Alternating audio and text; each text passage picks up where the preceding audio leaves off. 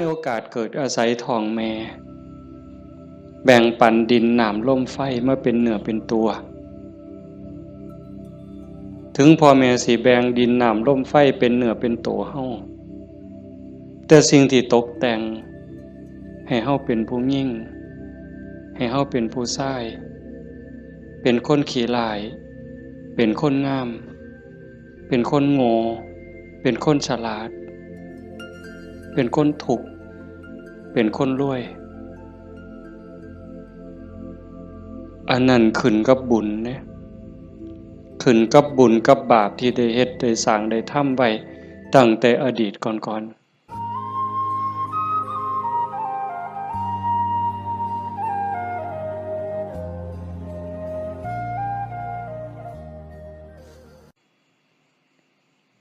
เฮาทั้งหลายจังว่ามีบุญมันมาจากขันธ์แล้วหนีจากนรกพ้นนรกพ้นเปรตพ้นอสุรกายพ้นสัตว์เดรัจฉานได้มาเป็นคนยกระดับจากคนมาเป็นมนุษย์มีศีลมีธรรมเข้าใจในเรื่องเล่าของชีวิตแก้วแหวนเงินทองเฮาก็หาอยู่ประกอบสัมมาอาชีพเลี้ยงปากเลี้ยงท้องเลี้ยงลูกเลี้ยงหลานอยู่2 มื้อ3 มื้อที่เฮามาอยู่ในสวนธรรมเนี่ยขันไปค้าไปขายเด้มันสิได้จักบาทผู้บางคนได้เป็นพันผู้บางคนได้เป็นหมื่นแต่ญาติโยมคิดว่าเอาไว้ซะก่อนแก้วแหวนเงินทองก็มีค่าอยู่มีประโยชน์อยู่แต่มันบ่สู่บุญบ่สู่บุญบ่สู่กุศลบุญกุศลจะเฮ็ดให้เฮาดียิ่งขึ้นไปกว่านี้สูงขึ้นไปกว่านี้บุญเป็นที่เพิงปุญญานิปะละโลกัสสมิงปฏิทาหุนติปานินังเพราะเหตุว่าบุญนั้นเป็นที่พึ่งของสัตว์ทั้งหลายในโลกหน้าพร้อมทั้งโลกต่อไปเพิงได้ตั้งแต่วินาทีนี้ตั้งแต่วินาทีที่เฮ็ดบุญก็เอากายเอาวาจาเอาใจนี่เฮ็ดบาปก็เอากายวาจาใจนี่เฮ็ด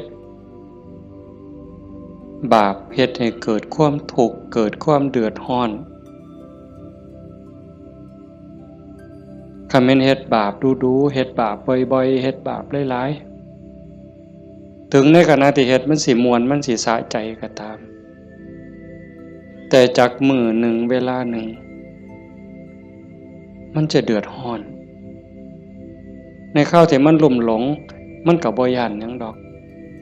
อย่างคนไปรักของเขาคนฆ่าเขาเนี่ยฆ่าสัตว์ลักทรัพย์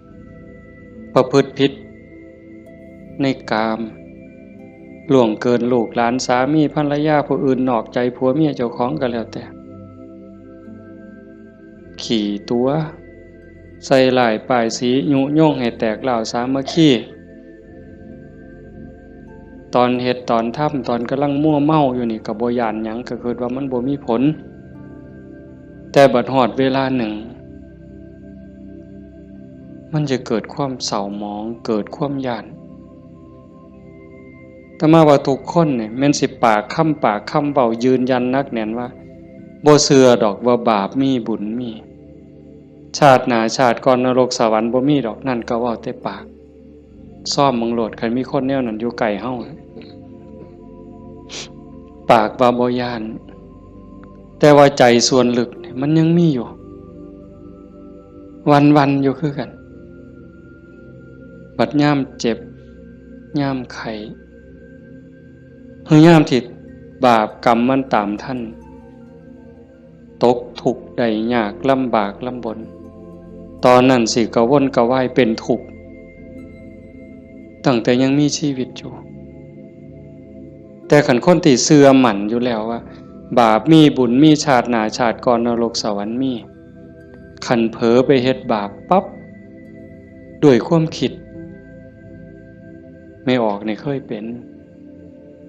คิดบ่ดีบ่งามกับพ่อกับแม่กับครูบาอาจารย์พาสององค์เจ้าเพียงแค่ความคิดแป๊บนิดเดียวเศร้าหมองเดือดร้อนทันทีเห็นบ่ได้โดนเลยเด้อากาลิโกเลยเด้เกิดทุกข์เกิดเดือดร้อนทันทีบาปคือความทุกข์คือเครื่องเดือดร้อนในปัจจุบัน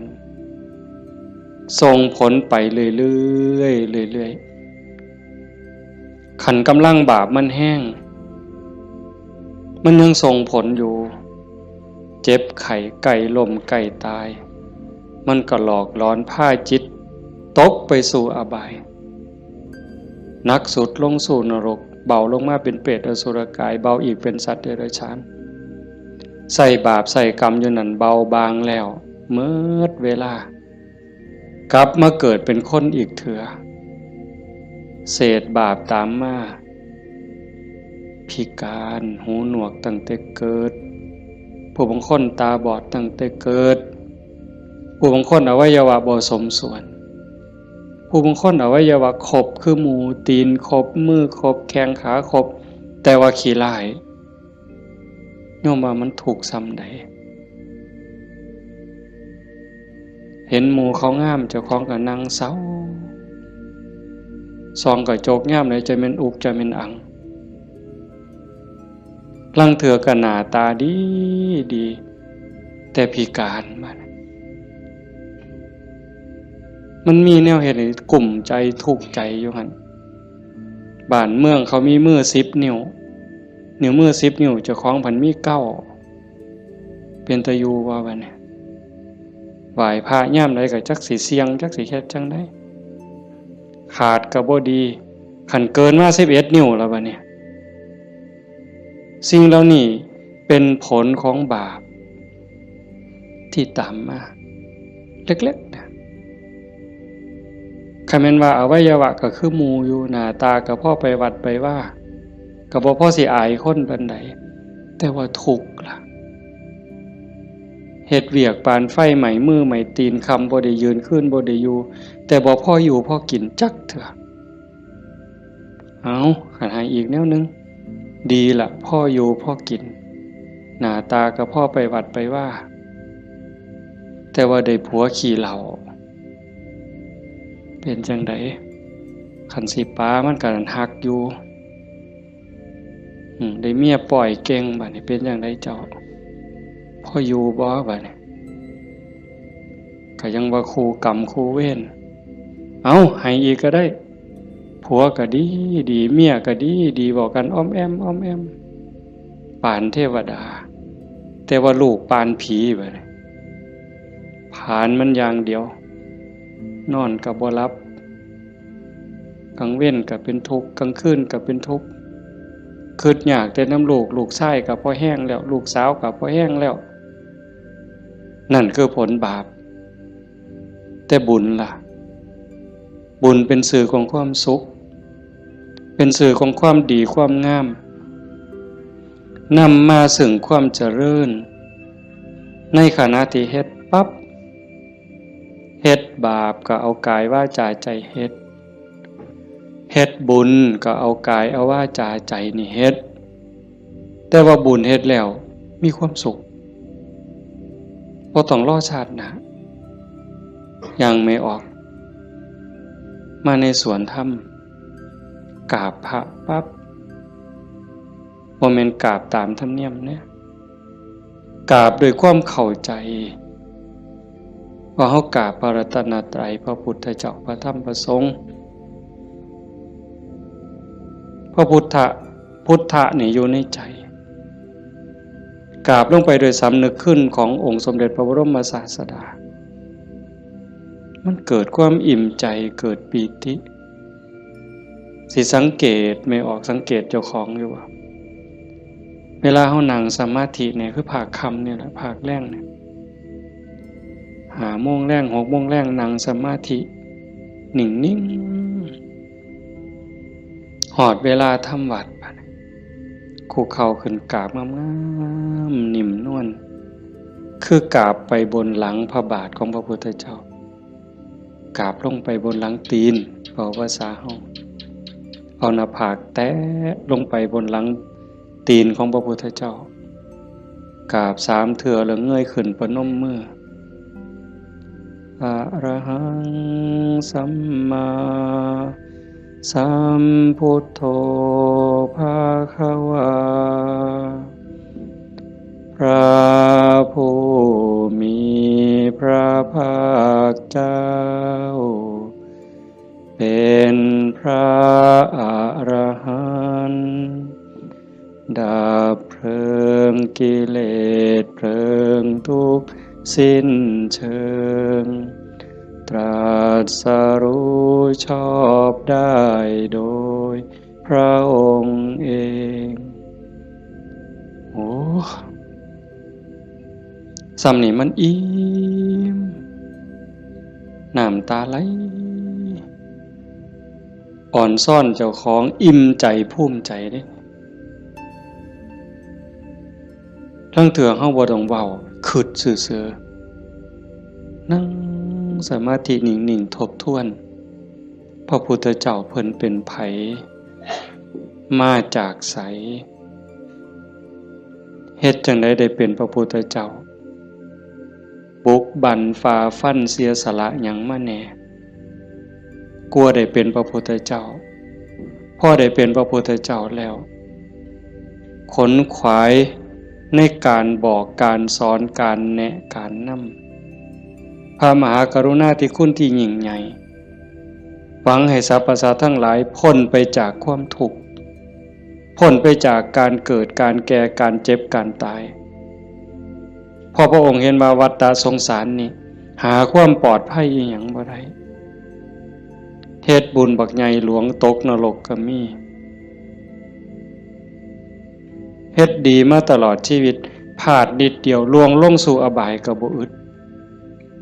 แม่นสิเกิดมาเป็นคนดีแล้วงามแล้วร่ำรวยเฉลียวฉลาดมียศถาบรรดาศักดิ์แล้วแต่ความทุกข์ก็บ่เคยห่างหายไปจากคนเกิดเป็นทุกข์โยมกระทบทวนเห็นเกิดในท้องแม่9 เดือน10 เดือนพัฒนาการเฮานั่งคดจ้องของ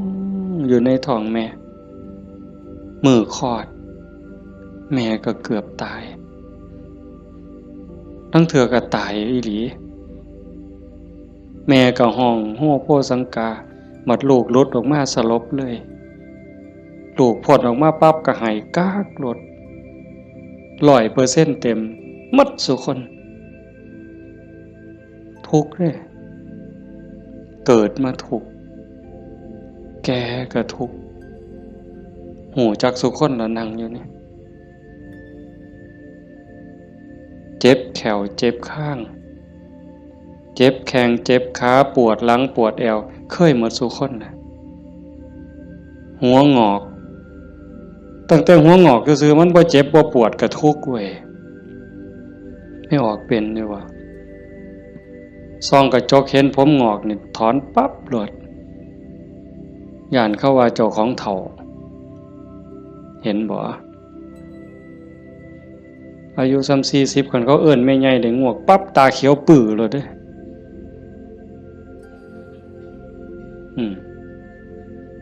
แต่คันอายุ60เขาเอิ้นน่าสาวอายุปานใดล่ะ60ว่าแต่แม่น45หนู กินฮอดข้าวบ่เลยเป็นบ้าเด้นี่ดีใจอ่ะเห็นบ่เฒ่าก็เป็นทุกข์เจ็บก็เป็นทุกข์ตายล่ะคนตายตอนมันตายแล้วมันบ่ทุกข์ดอกร่างกายหั่นแต่ว่าความรู้สึกนึกคิดน่ะมันห่างย่านตอนบ่ทันตายเนี่ยมันย่านเป็นหยังจังย่านคันคำถามแนวนี้เป็นหยังจังย่านตายบ่มั่นใจในเจ้าของที่จริงคันเฮาเฮ็ดบุญเฮ็ดกุศลสร้างคุณงามความดีไว้เพียงพอมันสิย่านเฮ็ดหยัง อาตมาคือกันอาตมาย่านตายไม่ออกยังย่านตายอาตมาย่านอาตมาตกนรกนี่หม่องมันแมนอีหลีบัดนี้คันว่าตายปั๊บอาตมาจะไปเกิดเป็นเทวดามีสวรรค์วิมานกว้างใหญ่มีบริวารล้อมหน้าล้อมหลังมีทิพย์หมดจังสิไปเกิดเป็นพรหมจังสิ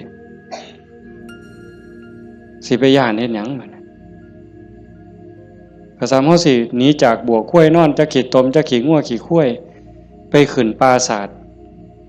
มีเครื่องหอมเครื่องท่ามีความหอมเต็มสะดวกสบายเฮาก็บ่ได้ย่านแต่นี่มันสิตกลงไปหลายกว่าเก่าเนี่ยมันก็เลยย่านแม่นคือบ่อาตมาบ่ฮู้ดอกโยมก็คิดเอาเองว่าโยมย่านคืออาตมาบ่ตายมันทุกข์ลางเทื่อก่อนตายเนี่ยญาติโยมนี่คนประพฤติปฏิบัติธรรมไปร่วมงานศพดูๆไปเยี่ยมคนป่วยบ่อยๆนี่ได้น้อมธรรมเข้ามาใส่ตนซ้ำใดเห็นคนเจ็บคนป่วยทรมานโอ้ยบัดฮอดข้าวเจ้าของสิเป็นจังไดน้อคือดูพอพระพุทธเจ้าเพิ่นบอกว่าโอปัญญิโกควรน้อมเข้ามาใส่ต้นเลือกได้อยู่บ่ล่ะโยมโอ้ยผู้ขาสิเลือกเอาตายด้วยโรคอันนี้ดอกสิเอาไหลตายดอกเอาง่ายที่สุดแล้วเด้นี่เอาวะกินข้าวอิ่มๆกับลูกกับผัวกับเมียแล้วนอนหลับแล้วตายไปเลยนี่ง่ายที่สุดแล้วเอาบ่ยังบ่ทันหันเอาอยู่เด้นี่ขนาดพิธีที่ดีที่สุดสบายที่สุดล่ะเด้ขันไปเว้าถึงพวกเจาะข้อหายใจบ่ได้เจาะข้อพวกท่านก็ป้อนอาหารทางสายยางเจาะสวงเอาเงี้ยวออกบัดนี้เลือดก็ใส่ทั้งแขนข้างนึงน้ำเกลือก็ใส่แขนข้างนึงออกซิเจนงุ่มดังอีกเจาะสวงเอาน้ำออกบัดนี้อุ้ยผู้ใดคิดว่าเจ้าของสิบ่ถูกแนวนั้นแน่อยู่นี่ยกมือขึ้นเบิ่งบ่มีหลักประกันหยังเลยพระพุทธเจ้าเป็นผู้มีพระมหากรุณาธิคุณคิดเห็นบุญคุณของพระองค์เที่ยวบอกเที่ยวสอนจากป่าสู่ป่าจากเขาสู่เขาจากกระท่อมของคนขอทานฮอดปราสาทราชวังของพระราชามหากษัตริย์คิดเห็นบุญคุณของพระองค์จังซี่เฮาได้มาเฮ็ดนำทำตามมันเป็นบุญแน่ๆคิดพ่อคิดเห็นนั่งสมาธิพิจารณาไปเกิดอิ่มใจพอใจสุขใจเดียวนี้คิดเบิ่งเจ้าของมันถึงสิเกิดบ้านนอกคอกหน้าบ้านป่าคาดอนบ่ร่ำรวยเป็นแสนเป็นล้านคือเพิ่นแต่ว่าเฮามีวัดมีครูบาอาจารย์มีพี่มีน้องที่รักศีลรักธรรมเฮามีสัมมาทิฏฐิมีความเห็นถูกเห็นตรงตามคำสอนพระพุทธเจ้า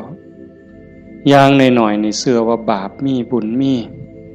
ชาติหน้าชาติก่อนนรกสวรรค์มีเฮ็ดดีก็ย่อมได้รับผลดีเฮ็ดชั่วก็ย่อมได้รับผลชั่วพระพุทธศาสนาสอนเรื่องเหตุเรื่องปัจจัยเพราะสิ่งนี้มีสิ่งนี้จึงมีหวานพืชจังไดก็ได้ผลจังซั่นอ่อนซ่อนเจ้าของภูมิใจในเจ้าของแม่นสิเกิดบ้านนอกคอกหน้าทุกข์ยากปากหมองบ่ร่ำบ่รวยบ่สวยบ่งามแต่เฮามีโอกาสได้เข้าวัดได้มีโอกาสปฏิบัติธรรมเป็นผู้บ่ประมาทได้ยินเสียงปากเสียงเว้าของครูบาอาจารย์น้อมนำลงสู่การประพฤติปฏิบัติซ้ำนี่เฮากับพ่อแห้งอ่ะเนี่ยโยมเป็นบุญล่ะนี่เกิดปีติเกิดความอิ่มใจแล้วก็ตั้งตนในความบ่ประมาทอีกอันนี้หมายถึงบุญเฮ็ดปั๊บก็เกิดความสุขใจอิ่มใจปั๊บขันเฮ็ดเรื่อยๆเฮ็ดบ่อยๆเฮ็ดดูๆจิตนึกตั้งแต่ถึงคุณงามความดี บัดเจ็บบัดป่วยบัดไข้บัดหนาวบัดสิลมสิตายนิมิตที่มันดีมันงามนำพาดวงจิตดับปุ๊บไปสู่สุคติขันมันเฮ็ดดูอันนี้หมายถึงดีเด้ให้ท่านรักษาศีลเจริญภาวนาเลี้ยงพ่อเลี้ยงแม่เขาวัดเขาว่าสร้างน้ำทำบุญมีจิตเอื้อเฟื้อเกื้อกูลขันมันเฮ็ดดูบ่อยๆจิตมันเที่ยวทางนี้ดูอันดอกมันก็ง่ายต่อการสิเกิดสิ่งเหล่านี้ในการจูงจิตไปสู่สุคติดับปุ๊บก็ไปสู่สวรรค์ไปสู่พรหมเอื่นว่าไปสู่สุคติ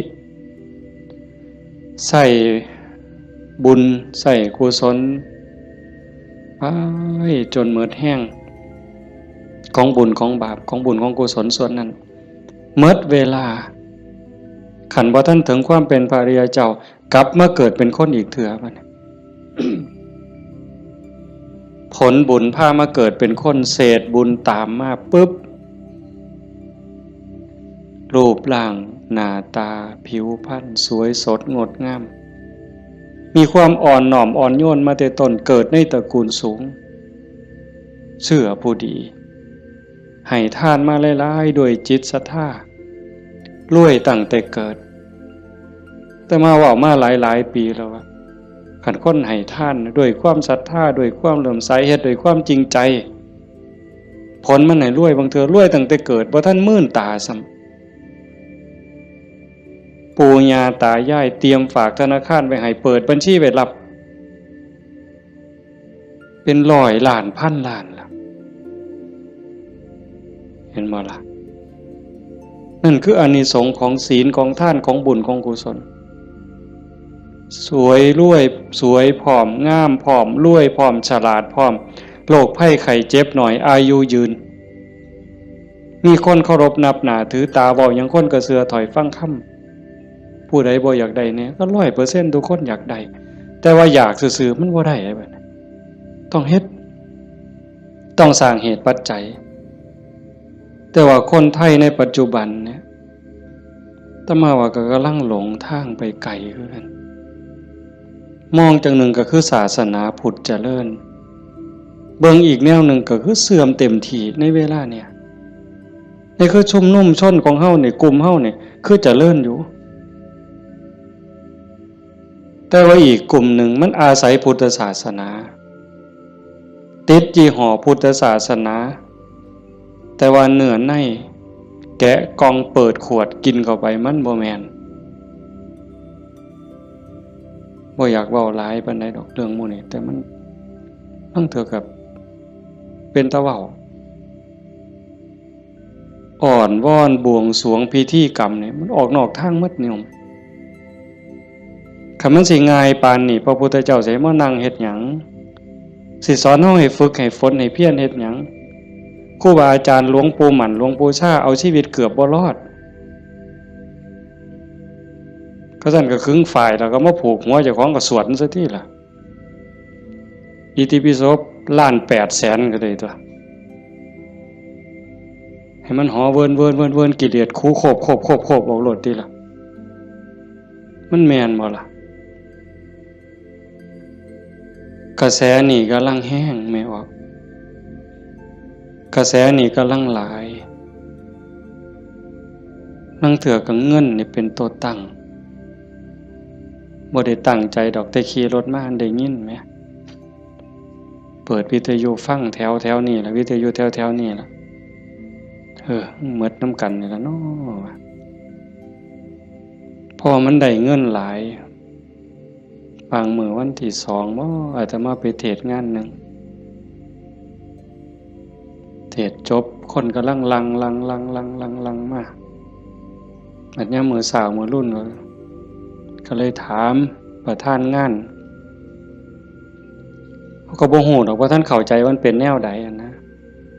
ถามว่าเป็นจังได๋งานเรียบร้อยดีอยู่บ่เรียบร้อยอยู่ค่าน้อยเพิ่นว่าอุ้ยได้เงิน800,000กว่าเพิ่นว่าสาธุว่ะงานคืนเดียวง่ายๆแจกไม่หีบกันหมดคืนเนี่ย อยากเคาะเมิดไว้ก็ออกแบ่งใหญ่ๆถ้ามาเสือว่าพระพุทธเจ้าบ่สอนแล้วก็บ่ได้พาเฮ็ดแนวนั้น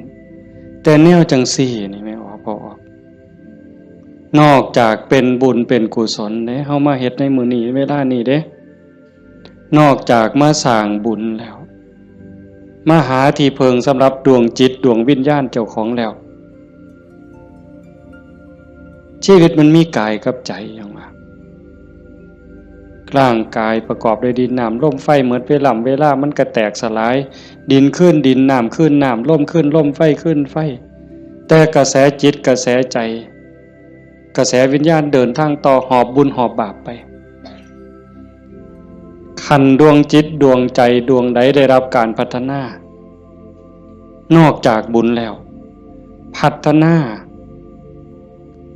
คือมันเฮ็ดให้เกิดให้มียกระดับเจ้าของสูงขึ้นจากอำนาจการบีบคั้นกดขี่ข่มเหงของกิเลสคือความโลภความโกรธความหลงจิตดวงนั้นเบายิ่งเบายิ่งละเอียดยิ่งสูงใกล้พระพุทธเจ้าไปเรื่อยๆเรื่อยๆเรื่อยๆขันใจต่ำก็หมายความว่ากิเลสถมมันหลายใจสูงกิเลสติดหน่อยขันสูงที่สุดกิเลสเกาะบ่ได้ก็เป็นอิสระจากกิเลสไปเข้ามาเดินจงกรมมานั่งสมาธิสวดมนต์ฟังเทศน์ฟังธรรมก็เพื่อสิซักฟอกจิตใจเจ้าของการฟังธรรมนี่ก็เป็นตนหนึ่งเฮ็ดให้เฮาได้เกิดปีติเกิดความสุขเกิดสมาธิตั้งแต่เกิดความเข้าใจได้ส่องได้ทางยกจิตเจ้าของให้มันสูงยิ่งขึ้นได้เฮาก็เฮ็ดหลายๆอย่างทั้งการฟังทั้งการประพฤติปฏิบัติทั้งการสวดมนต์เฮาทำวัดแปลมันยิ่งเห็นยิ่งเข้าใจอย่าเอาเพียงแค่มวลเอาเพียงแค่ความไพเราะอย่างเดียวเฮาสวดซ่าๆเฮามีโอกาสพินิจพิจารณาถึงความหมายที่เฮากล่าวออกไปแต่ละคำน้อมนึกเห็นพระพุทธเจ้านึกถึงครูบาอาจารย์พระอริยสงฆ์คือจังเพิ่นบอกเพิ่นสอนอ่านไปนำสวดไปนำพิจารณาหาเหตุหาผลหาความหมายนำมันจะได้เข้าใจยิ่งขึ้นคันเฮาคิดจังสี่คือโยมพอออกผู้เป็นเจ้าภาพเป็นตะเงิดคนอีหลีเด้อาตมาเห็นอาจจะเห็นมาหลายแต่จื้อได้นี่เป็นรายที่สองผู้หนึ่งโยมเพื่อสังขะจังหวัดสุรินทร์เฮ็ดแรกๆเนี่ยเฮ็ดเป็นรีสอร์ท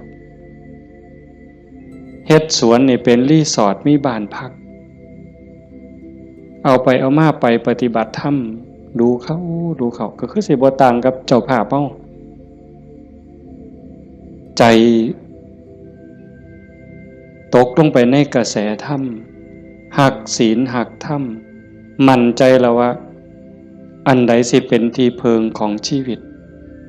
อันใดสิเป็นสมบัติควรสิถือออกจากโลกนี้ก็ค่อยๆเปลี่ยนบัดจากรีสอร์ทจากบ้านพักนัดพี่นัดน้องไปร่วมปฏิบัติจากกลุ่มก่อนเล็กๆจัดประกาศงานบักใหญ่มีงานปฏิบัติธรรมมาหลายปีตั้งสถานีวิทยุคือกันเลย2 ปีที่ผ่านมาหลังเนี่ยจัดงานปริวาสโยมได้ไหนไม่ออกได้ไหนเอาสวนเจ้าของจัดเป็นงานปฏิบัติธรรม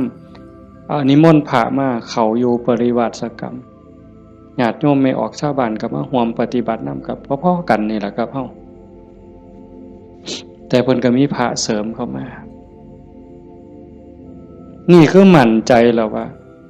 สิ่งที่สิถือออกจากโลกนี้นอกจากบุญกุศลคุณงามความดียังมีโอกาสได้คัดเกลาจิตใจยกระดับจิตวิญญาณเจ้าของให้สูงขึ้นให้มันสูงขึ้นจากอำนาจของความโลภความโกรธความหลง ความอิจฉาริษยาอาฆาตพยาบาทจองเว้นหน่อยเนื้อต่ำใจบุญยังบ่ท่านปลอดภัยปานใดเลยดีอยู่แต่บ่ท่านปลอดภัยเพราะว่าคำสอนของศาสนาญาติโยมก็ได้ยินอยู่แล้วหลายๆมื้อเขาก็ทำวัดอยู่ประจำละชั่วประพฤติดีเห็นบ่ละชั่วประพฤติดีทำจิตให้บริสุทธิ์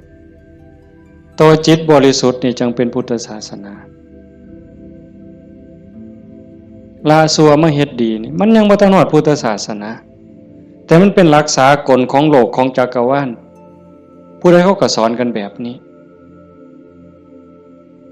เนี่ยโยมก็ลองพิจารณาว่าชีวิตเฮาที่เหลืออยู่เนี่ยเฮาสิเฮ็ดจังได๋จังสิใกล้พระพุทธเจ้าใกล้หลักธรรมเข้าไปที่สุดจากชั่วมาถึงดีจากดีไปถึงว่างจากชั่วมาถึงดีจากดีไปถึงว่างตัวทางสายกลางเนี่ยเฮาเดินจงกรมเฮานั่งสมาธิแน่ๆแล้วว่าเฮานั่งเอาบุญแต่ว่าเหนือกว่านั้นเด้การพัฒนาการยกระดับจิตโยมก็ต้องเบิ่งนำเพราะว่าธรรมะคำสั่งสอนของพระพุทธเจ้ามันปฏิบัติได้บ่จำกัดการสวากขาโตภควตาธัมโมพระธรรมเป็นสิ่งที่พระผู้มีพระภาคเจ้าตรัสไว้ดีแล้วเฮาสวดมนต์ว่าจังซี่ดีนี่หมายความว่าจังได๋ดีก็หมายความว่าบ่ชั่วตอบแบบพี่บ่าเว้าเด้ดีคือบ่ชั่วแต่ในความหมายนั้นดีแล้วหมายความว่าบ่ขาดพระพุทธเจ้าสอนไว้ตรัสไว้บ่ขาดแล้วก็บ่เกินพอดีสำหรับการดับทุกข์สำหรับการสร้างบุญสร้างกุศลสร้างประโยชน์กับส่วนรวมแล้วพอดีสำหรับการดับทุกข์บ่ต้องเติมเข้าไปอีกแล้วก็บ่ต้องเอาออกคำสอนเนี่ยบ่ต้องเอามาเติมคันพวกมาเติมกลายเป็นสัตว์ทำปฏิรูปเป็นของปลอมไป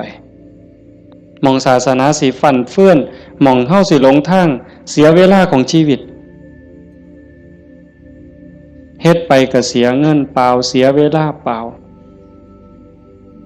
นั่นคือมันเป็นสัตว์ทำปฏิรูปเป็นของเกินเป็นของไร้สาระแต่ว่าเติมเข้ามางัดใส่พระโอษฐ์ของพระองค์ว่าอันนี้พระพุทธเจ้าตรัสนี่คือเหตุการณ์หลายๆอย่างอยู่ในเวลานี่ในสังคมชาวพุทธเฮาบ่ขาดแล้วก็บ่เกิน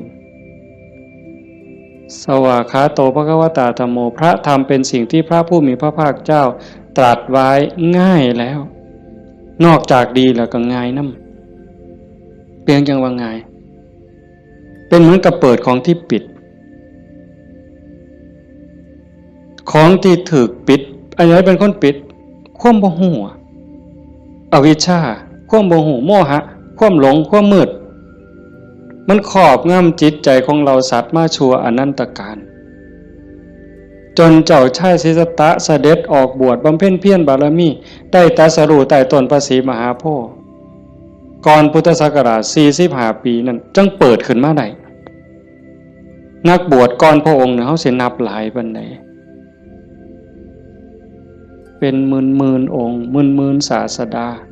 หมื่นครูอาจารย์ที่แสวงหาแต่ว่าบ่มีผู้ใดพอ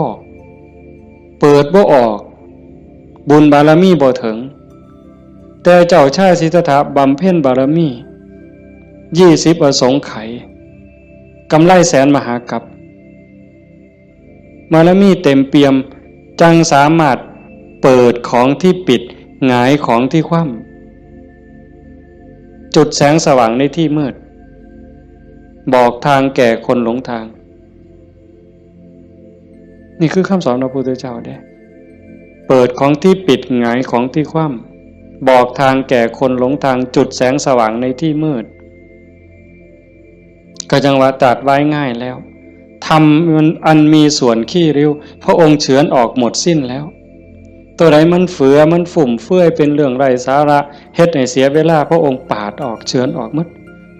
คือกันครับใบใหม่เมดป่าแต่พระองค์นำมาสอนซ้ำกับกำใหม่ในมือใบใหม่ในกำมือเนี่ยม่วนหลายมันบ่เป็นประโยชน์บ่เป็นไปเพื่อการดับทุกข์มันอาจเสียหลายคือกับใบใหม่ในป่าสูตรนั่นสูตรนี่สูตรยารักษาโรคสูตรสะเดาะเคราะห์ต่อชะตายังก็สิบอกกันคือซุมื้อเสริมดวงเสริมมงคลนั่นก็แล้วแต่วิชาที่มันบ่เป็นไปตรงไปเพื่อความดับทุกข์พระองค์บ่เอามาสอนเฉือนออกบ่เอามาเว้าถือเป็นเรื่องไร้สาระเป็นหยังจังเอาแต่สิ่งที่มันเป็นประโยชน์ล้วนๆเอาแต่แก่นเพราะว่าวันเวลาของชีวิตเฮาบ่พอโยมชีวิตหนึ่งๆเฮาบ่พอสำหรับการจะปลดเปลื้องกิเลสออกจากใจเป็นเรื่องรีบด่วนวันเวลาของชีวิตเฮามันบ่ถึง100 ปีจะคนเนี่ยเห็นบ่เบิ่งดีๆเด้เฮาเกิดมาอยู่ในโลกนี่มันบ่เกิน100 ปีหลายคนอยู่นี่60แล้ว70แล้วอายุจน70หัวงอกแขวหักแล้วเนี่ยกิเลสลดลงหรือยังถามเจ้าของเบิ่งยังเครียดให้ลูกเขยบ่เครียดให้ลูกไผ่บ่ไปตักอาหารยามมื้อเช้านี่มันอยากได้หลายเกินจำเป็นบ่นั่งเถื่อตักไปก็อันนี้ก็สิเป็นตาแซ่บอันนี้ก็สิเป็นตาแซ่บตักไปตักมาแงกเบิ่งถาดโอ้มันสิกินหมดบ่พ่อละเพิ่นว่าย่างสิวิโตเฮ็ดบักสมยังถอยกลับหลังมาอีกอยู่2 ก้าวกำปึ๊บอีกอยู่นี่คือเฮาพัฒนาบ่ทันไปเนี่ยตอนนี้อายุ70นี่เอาบักสมมาหน่วยนึงยังบ่พอยังเอาหน่วย2ไว้เสียงไว้ให้หลานอยู่มื้ออื่นมื้อเนี่ยเจ้าว่ามันของเล่นซั่นบ่กิเลสเนี่ยสิเอาชนะมันแนวใดหลายภพหลายชาติหลายแสนชาติล้านชาติมาแล้วที่เฮาแพ้มาตลอดแต่ว่าก็ใครแน่ชาตินี้ได้มาเป็นคนสู่ตอนในสนามนี่เวทีนี่ก็แม่นนักมวยนี่คือเวทีแก้มือแม่ว่านัดล้างตาก็แม่นการแก้มือกันเป็นกีฬาหยังก็ตามนี่เป็นไฟหนึ่งเป็นเกมหนึ่งที่เฮาสิเอาชนะมันแต่ตอนนี้จากยกแรกมาจนฮอดยก5นี่เฮาถึกมาสะบักสะบอมเนี่ยนับ8ก็หลายรอบแล้วอีกบ่ถึงนาทีแล้วเด้มันสิหมดยก5นี่สิหวังน็อกอยู่บ่เจ้าสิถึกศอกกลับเขามิดอ้อยซอยอีกยกนึงบ่จักนี่ต้องมึงเห็นเนี่ยจังว่าพระพุทธเจ้าเพิ่นเฉือนออกหมดสิ้นแล้ว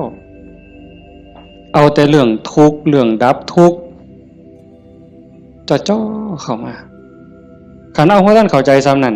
อ่านความรู้สึกเจ้าของมันเฮามาเดินจงกรมนั่งสมาธิซ้ายย่างเนาะขวาย่างเนาะสิย่างพุทโธก็แล้วแต่ย่างเฮ็ดหยังอาตมาอาจสิเว้าบ่ถูกเด้ญาติโยมอาจจะเข้าใจกว่าอาตมาก็เว้าไปตามบ่าซั่นเนาะย่างเพื่อฝึกสติ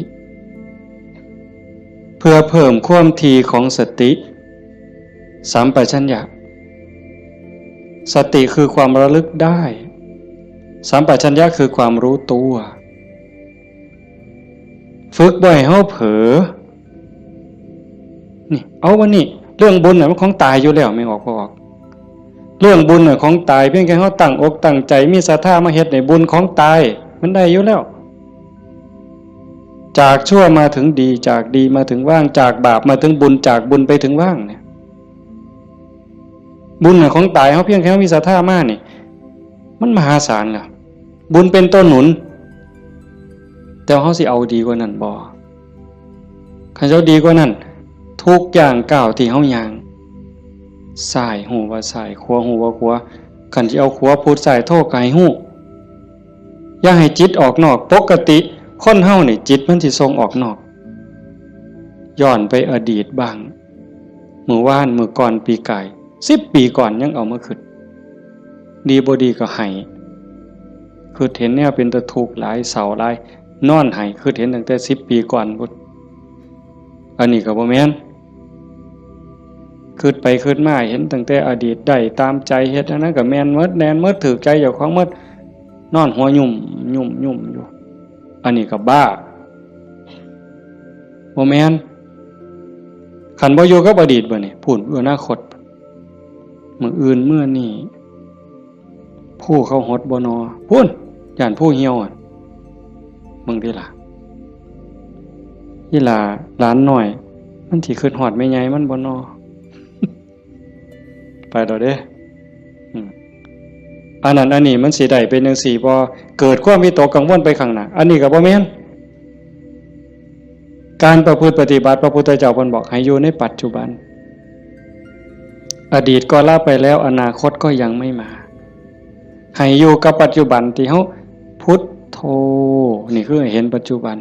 หายใจเข้าพุทนี่เห็นปัจจุบันโธออกนี่เห็นปัจจุบันนี่เมื่อมีสติอยู่กับปัจจุบันอันนี้เป็นเครื่องฝึกเป็นเครื่องมือในการฝึกจิตที่มันเคยวอกแวกไปอดีตแน่อนาคตแน่บ่นิ่งแน่เพราะเฮาจับไว้กับอารมณ์พระกรรมฐานผู้บางคนก็ท้องพองท้องยุบหนอพองหนอพุทโธคือลมหายใจซื่อๆเอามันมาจับไว้นี่จิตมันก็ค่อยนิ่งเข้าคันเฮาบ่ลดละความเพียรคันจะว่าถึงสติเป็นคือกับหัวสติเตสังนิวารนังสติเป็นเครื่องกั้น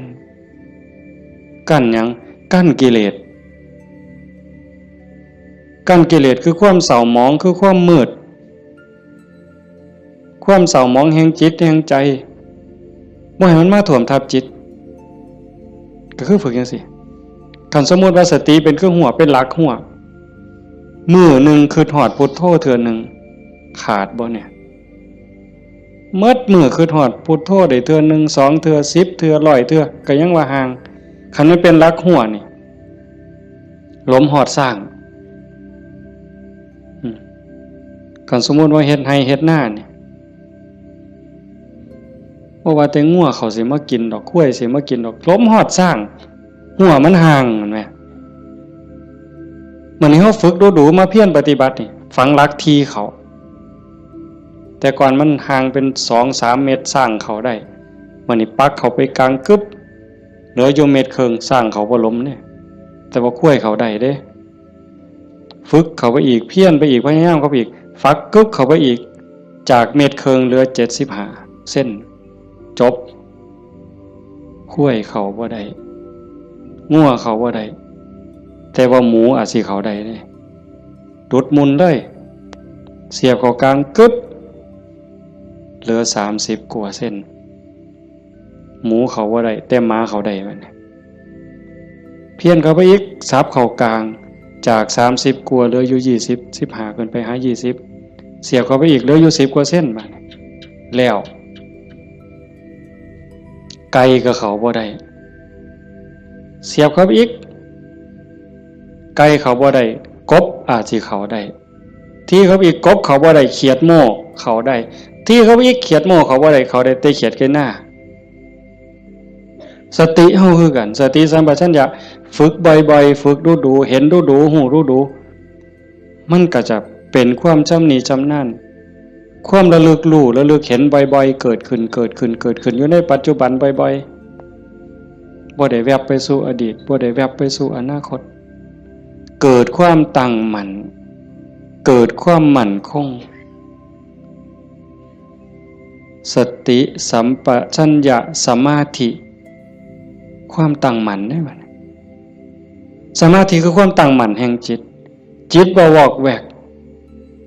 ปัญญารอบรู้ในกองสังขารที่มันมาหลอกจิตสังขารร่างกายก็อีกอย่างนึงสังขารคือจิตใจก็อีกอย่างนึงกายนั่งนิ่งแต่ว่าจิตมันคิดไปทั่วทิพย์ทั่วแดนในเมื่อหูจักเรื่อยๆหูจักบ่อยๆพยายามผูกมันไว้ผูกไว้คอยตะล่อมจิตมันคือลิงเพิ่นยังว่าผูกไว้คือผูกลิงใส่หลักสติเป็นเหมือนกับเชือกองค์ภาวนาเป็นคือกับหลัก มันสิดื้อปานใดลิงมันดื้อไปโลดมันไปบ่ได้จักหน่อยมันก็ล้ามันก็ซ่าลงจักหน่อยก็นั่งจิตเฮาคือกันเฮาบ่เครียดดอกมันไปก็ปล่อยมันไประลึกได้ปั๊บก็กลับมาใหม่ระลึกได้ปั๊บกลับมาใหม่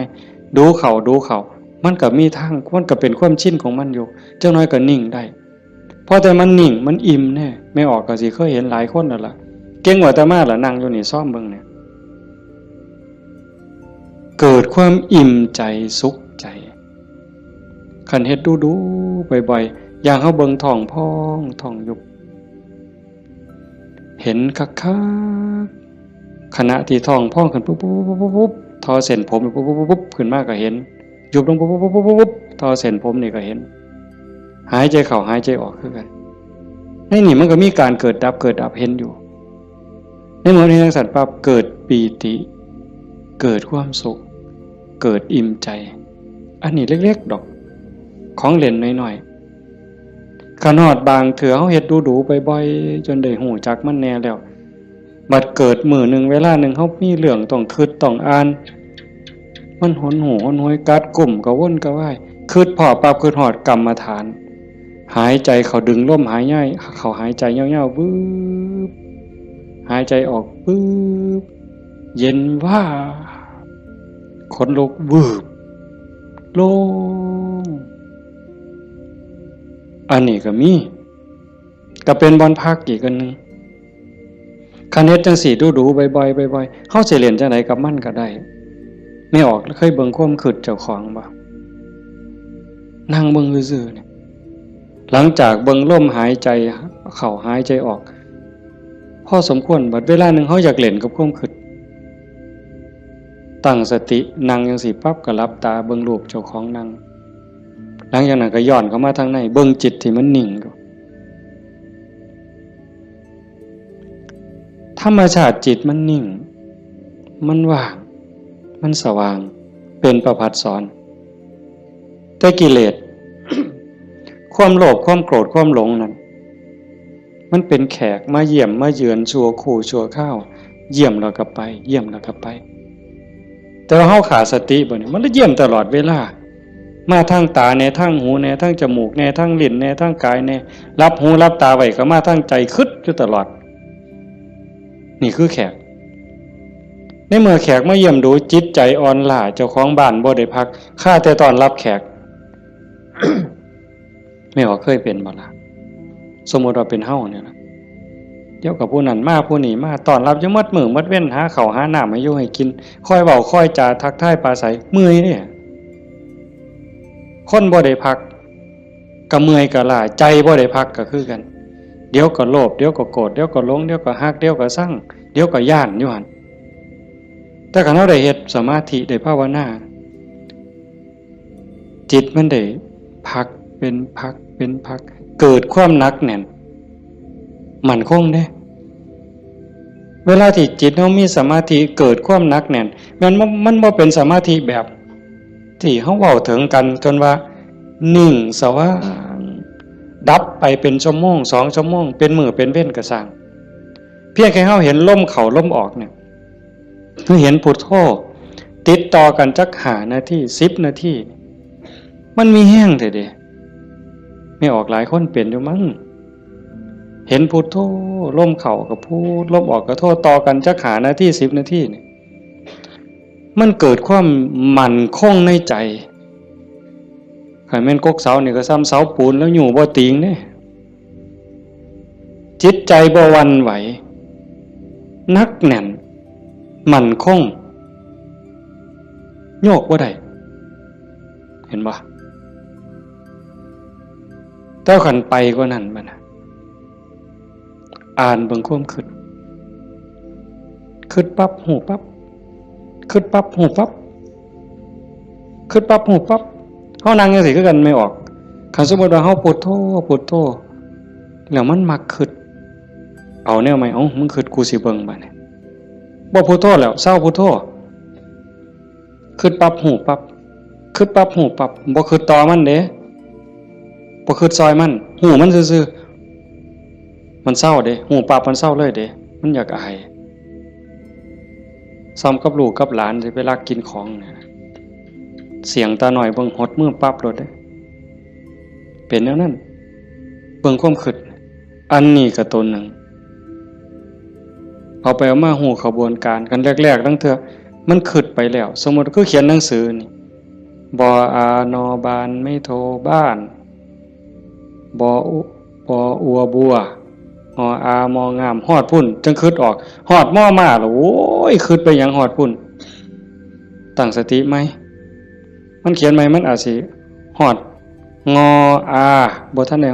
ม่อมาฮอดสระปั๊บหูปั๊บขันหูรู้มันสิสั่นเข่าได้บัดแต่ขันแรกๆปั๊บมันฮอดงออามองามบ้านบัวงามมันเฮาตั้งสติดีๆเอาก่อนมันมาฮอดม่อมาเนี่ยมันว่าหยังก่อน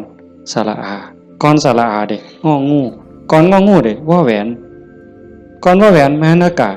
ก่อนมหาอากาศบ่ใบไม้ไล่ถอยกลับมาลุ่นไปอีกสั่นเข่าคิดปั๊บหูปั๊บคิดปั๊บหูปั๊บการปรุงแต่งของจิตของสังขารมันไปบ่ได้ไกลเพราะหูมันอยู่จอบมันอยู่จากไปหอดบ้านบัวงามมันต้องบัดสุดท้ายมันหอดเพียงแค่บออาเพราะท่านไม่โทษสั่นเข้ามาหอดบอใบใหม่มัดโตเบิ่งดูบอใบใหม่เพียงแค่ขอดหัวหูจักหยุดปุ๊บเป็นแนวนี้ก็เป็นตรงมันว่างตรงมันนิ่งตรงนี้กิเลสบ่มานั่นคือจิตเดิมสะอาดบริสุทธิ์บ่พาเจ้าของถูก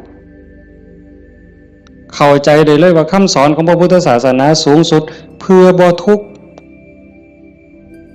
คำสอนของพระพุทธเจ้าทั้งหมดเป็นไปเพื่อดับทุกข์เป็นไปเพื่อพ้นทุกข์จังว่าความว่างจากความยึดมั่นในความเป็นตัวเป็นตนในสิ่งที่ใดที่มีที่เป็นเฮาประพฤติปฏิบัติจังสี่คือกัน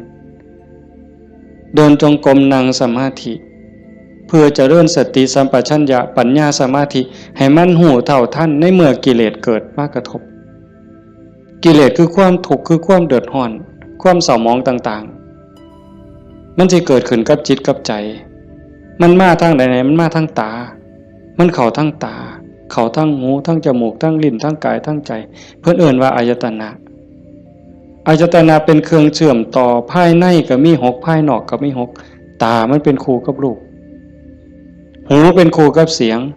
จมูกเป็นคู่กับกลิ่นลิ้นเป็นคู่กับรสกายเป็นคู่กับสัมผัสใจเป็นคู่กับอารมณ์มันใส่ตาใดเข้าทั้งตาใดมันเข้าทั้งตาใส่หูใดมันเข้าทั้งหูใส่ดังใดมันเข้าทั้งดังใส่ลิ้นใดเข้าทั้งลิ้นรับหูรับตาไว้มันเข้าทั้งใจไปเฮาฝึกสติสัมปชัญญะเพื่อให้อยู่กับปัจจุบันให้มันเท่ามันทันให้มันเร็วเวลาเกิดการกระทบตาเห็นรูปปั๊บตาบอดมันต้องเห็นตาบอดมันต้องเห็นเป็นเรื่องธรรมดาเห็นปั๊บเฮ็ดจังได๋บัดเฮ็ดจังได๋ในเมื่อตาเห็นรูปปั๊บเฮาสิรักษาใจบ่ให้มันหักบ่ให้มันสั่งบ่ให้มันดีใจบ่ให้มันเสียใจนี่คือตัวปฏิบัตินี่คือทางสายกลางเห็นปั๊บให้ใจเป็นปกติคือบ่ทันเห็นคือกับเฮานั่งเบิ่งพุทโธพุทโธตาเห็นปุ๊บหูปั๊บแต่ว่าให้นิ่งอยู่คือเก่าอย่าให้เกิดดีใจเสียใจอย่าให้เกิดหักเกิดสั่งขันมันจำเป็นสิต้องจัดการกับสิ่งที่เฮาเห็นก็เฮ็ดด้วยจิตเป็นปกติสมมติว่าขึ้นไปตั้งเฮือนมีขี่ไก่ไปด่าไก่กับบ่แม่นอีกปล่อยให้ไก่กับบ่แม่นอีกละคิดเป็นตาสร้างไก่กับบ่แม่นอีกละบ่ถึงหมดเฮ็ดให้จิตเป็นปกติยากอยู่ได้บ่ง่ายจักเม็ดไม่ออกย้อนเฮาเฮ็ดบ่ได้นี่เฮาจังเกิดจังตายเที่ยวตกนรกเป็นเปรตอสุรกายเที่ยวขึ้นสวรรค์เที่ยวลงนรกอยู่นี่ย้อนเฮ็ดจิตเป็นกลางบ่ได้เห็นขี่ไก่ก็สิไปสั่งไปด่าไก่แต่คันเห็นเงินแบ่งพันถิ่มอยู่เป็นจังได๋บัดมันสิว่าดีใจที่ละว่าติ อันนี้ก็บ่ถึกดีใจพอใจก็บ่แม่น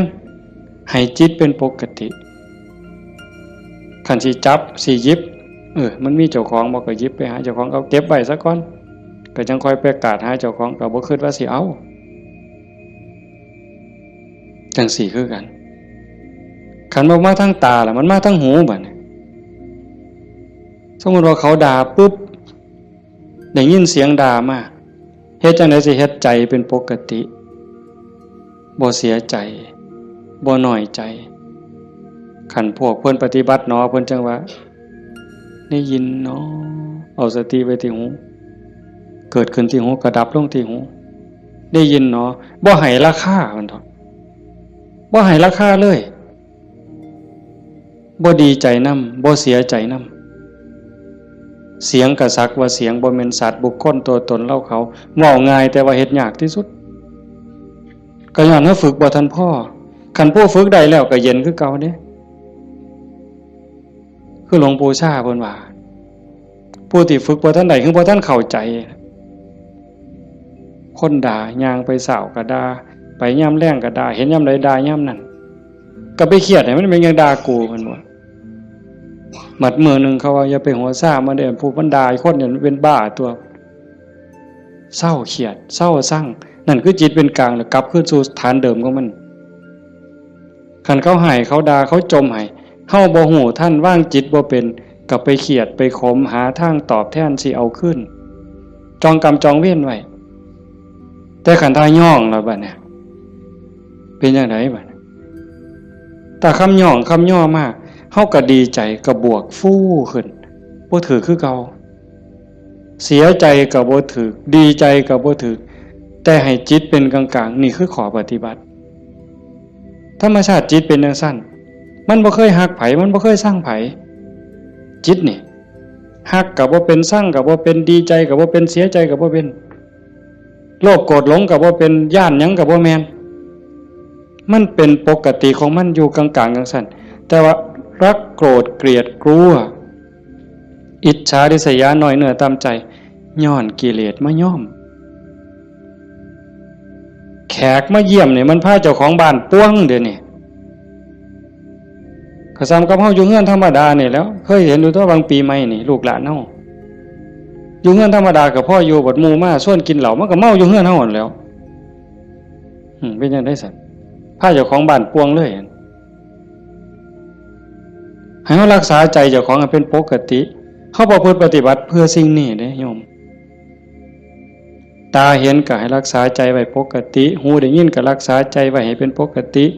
จมูกได้กลิ่นหอมเหม็นก็ปกติลิ้นได้รสก็ปกติแซ่บบ่แซ่บนัวบ่นัวก็ปกติคันมันสิเติมก็เติมไปที่ละน้ำปลานั่นสิเติมเกลือก็เติมไปที่แต่อย่าไปคิดสร้างแม่ครัวอย่าไปจมให้เขาหนาวร้อนมันหนาวมากก็แม่นว่าสิทนกรรมฐานนี่บอกว่าให้ปล่อยว่างมันหนาวก็สิเสืออยู่ซื่อๆบ่ห่มมันดอกผ้านี่ก็แล้วแต่ว่าธรรมชาติมันก็ให้ห่มแต่ว่าก็อย่าทุกข์อย่าเดือดร้อนรักษาใจเป็นปกติคันบ่จังซั่นนี่คนมันติดชั่วก็ติดได้ไม่ออกดีก็ติดชั่วก็ติดแม่นบ่หมู่เจ้าว่าเฮาไผสิเถียงสมมุติว่าตาเนี่ยมันก็บ่แม่นว่ามันสิมักแต่ของถูกใจมันเด้มันได้สิถูกตาแล้วมักเบิ่งได้สมมุติว่าเห็นผู้สาวเห็นผู้บ่าวเห็นคนงามที่เฮาพอใจบ่แม่นเฮาสิเบิ่งแต่คนที่เฮาพอใจเด้เขาเดียวก็เหลียวเบิ่งก็ดีใจโอ้ยงามเนาะโอ้ยพอใจเนาะบ่แม่นแต่จังซั่นอันคนผู้เฮาสร้างนี่ไม่ออกเคยเป็นบ่โอ้ยจะแม่นกูสร้างปานตาสิแตกเพิ่นว่าสร้างปานตาสิแตกแต่ว่าแม่นเบิ่งบ่เศร้าเนี่ยเอ้าเคยเป็นบ่หมู่เจ้าบ้าหือดีซั่นคำนั้นเป็นตาสร้างกูบ่อยากเห็นก็อย่าไปเบิ่งอีกติล่ะเพียงจังเบิ่งบ่เศร้าซั่นเห็นบ่นี่คือมันโง่อาตมาผู้หนึ่งล่ะโง่แนวเนี้ยผู้ใดเศร้าโง่เนี่ยสาธุนำเด้อว่ามันเป็นตาสร้างยังไปเหลียวเบิ่งดูอยู่เอ้าดังบัดนี้ทั้งจมูกเนี่ยกับมันเราคนมักหอมติดหอมอย่างเดียวได้ไม่ออก ผู้เจ้าเป็นบ่ติดเหม็นไหมปลาแดกไหมปลาแดกเหม็นนี่ฮะว่าปลาแดกหอมเนี่ยตำบักฮวงคือสีแซ่บเปล่าวะนักกับไปกว่านั้นเล็บตีนสักโอ้ยบ้าคือดีกิ่มเล็บตีนสักออกมาเหม็นแทนที่สิทิมนะดมเว้ยดมเท่านึงกับบ่ว่าเด้ดมเท่าสองหมดแล้วแงกหน้าแงกหลังนี่ผู้เห็นกูบ่นอเพิ่นว่าลี่ดมนั่นน่ะเมืองอุบลเป็นด้วยวะยังจะเป็นแต่ศรีสะเกษเอาไว้โอ้ยแทนที่สิเอาถิ่มเนาะแต่มาว่าแงกหน้าแงกหลังเทื่อที่3ที่4บ่มีคนเห็นดมอีกสักเทื่อก่อนจังถิ่มนั่นใส่ว่ามาของหอมว่างจิตเป็นกลางบ่ได้นี่สติปัญญามันบ่พอเห็นบ่อย่าว่าแต่แสบบ่แสบเลยนัวบ่นัวเลยสัมผัสคือกันเย็นห่อนอ่อนแข็งใจคือกันเนี่ยมันบ่ดีคิดแล้วเฮ็ดเจ้าของเป็นทุกข์คิดพ่อเฮ็ดเจ้าของห้องไห้น้ำตาหลั่งน้ำตาไหลก็ยังมีโอกาสนอนมือกายหน้าผากคิดฮอดแล้วก็น้ำตาไหลสะอื้นอยู่ผู้เดียวบ้าคักๆเนี่ยเด้คนเนี่ยก็เนี่ยมันถูกใจเจ้าของก็นอนคิดเห็นแล้วก็หัวยุ่มอยู่ผู้เดียวพลิกไปพลิกมาจนเก็บไปฝันแล้วเว้ยนี่คือจิตมันฝึกบ่ทันใดไม่ออกโยมพอออกเพิ่นพาเฮาเฮ็ดงานปฏิบัติธรรมเสียเว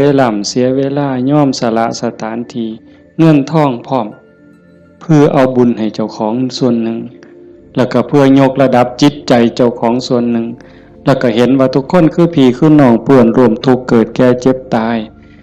ทุกคนเคยเป็นพี่เป็นน้องเป็นญาติสายโลหิตเป็นสามีภรรยากันมานับภพนับชาติบ่ถ้วนชาตินี้ชีวิตนี้ได้เข้าใจในหลักธรรมคำสอนของพระพุทธองค์กะหวังให้เกิดประโยชน์สูงสุด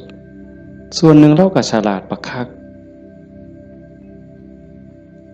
ถ้ามาเสือสู่คนที่นั่งอยู่นี่แบ่งบุญเล่าเด้เรากินเปอร์เซ็นต์หมู่เจ้าได้เนี่ยเป็นพ่อค้าสำนะหัวพ่อค้ายังมีอยู่นี่แม้แต่เฮ็ดบุญเด้ถ้าเบิ่งมืออื่นทราบบัดสิเมื่อนี่บัดสิเมื่อนี่จากโอ้ยอนุโมทนาสาธุเด้อนำพ่อใหญ่เด้อพ่อใหญ่ก็สาธุเอาหมดให้เจ้าได้บุญหลายๆจะแม่นอ่อนซ่อนเจ้าเห็นบ่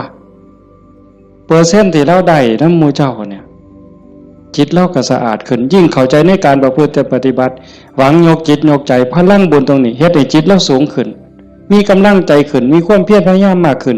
จิตโล่งโปร่งเบามากขึ้นพลังบุญมันส่งนี่คนฉลาดก็เฮ็ดแนวนี้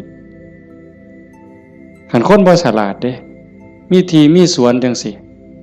สถานที่ดีๆจังซี่ชวนหมู่มากินเหล้า